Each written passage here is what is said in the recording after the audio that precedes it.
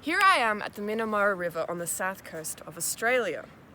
Now, the year is 2021, and by the year 2050, the water is expected to rise by 35 centimetres. And by the year 2090, the water is expected to rise by almost a metre.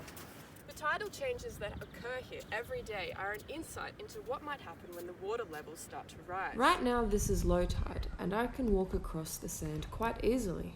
But when it is high tide, all of this is underwater. Has this type of thing happened before? And how can we prepare for a future of uncertainty? I've decided to ask some locals on their opinion on the matter. I think there'll be a problem of pollution from the runoff of farms that have been flooded, and it might kill some fish. Now, the last time something of this magnitude happened was the Ice Age, 2.4 million years ago. And things started to heat up a little bit 35,000 years ago. Australia was 9.11 million square kilometres, and at 29,000 years, Australia lost about 0.3 million square kilometres. By the Holocene, Australia had lost 2 million squared kilometres of land to the water rising up.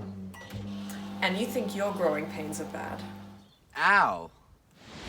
As you'd imagine, the shrinking landmass meant that the hunter-gatherers living along the coastlines had to move inwards.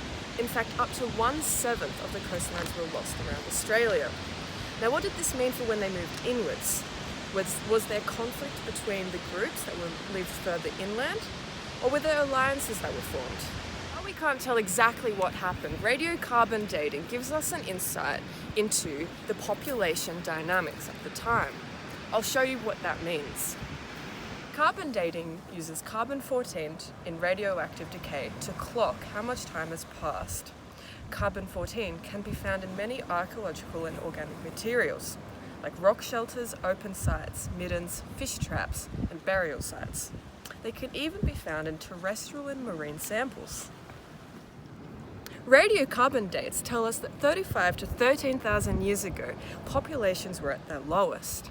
But during the Holocene, about 12,000 years ago, there was a huge explosion in the population, growing to 1.2 million people.